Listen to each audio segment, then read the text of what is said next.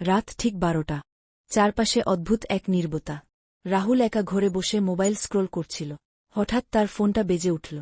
স্ক্রিনে তাকিয়ে সে চমকে উঠল। Unknown number. এই গভীর রাতে কে ফোন করবে? একটু ভেবে সে কলটা রিসিভ করল। ফোনের ওপাশ থেকে খুব ধীরে একটা কণ্ঠ ভেসে এল। তুমি দরজাটা বন্ধ করনি।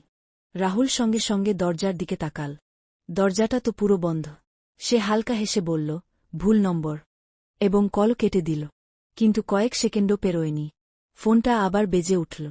একই নাম্বার। এইবার রাহুলের বুক ধুকধুক করতে লাগল। ভয়ে ভয়ে সে আবার কল ধরল। ওপাশ থেকে সেই একই কণ্ঠ বলল, আমি এখন দরজার পেছনে দাঁড়িয়ে আছি। ঠিক তখনই ঠুক ঠুক ঠুক দরজায় 3বার শব্দ হল। রাহুলের হাত কাঁপতে লাগল। সে ধীরে ধীরে দরজার কাছে গেল। শ্বাস আটকে রেখে দরজাটা খুলল। বাইরে কেউ নেই। হঠাৎ তার হাত থেকে মোবাইলটা মাটিতে পড়ে গেল। স্ক্রিনটা জ্বলে উঠল। লেখা আছে, ইনকামিং কল, রাহুল। ঘরের আলো নিভে গেল। আর তখনই একটা কণ্ঠ শোনা গেল, সব ভয় বাইরে থাকে না, কিছু ভয় নিজের ভেতর থেকেই ফোন করে।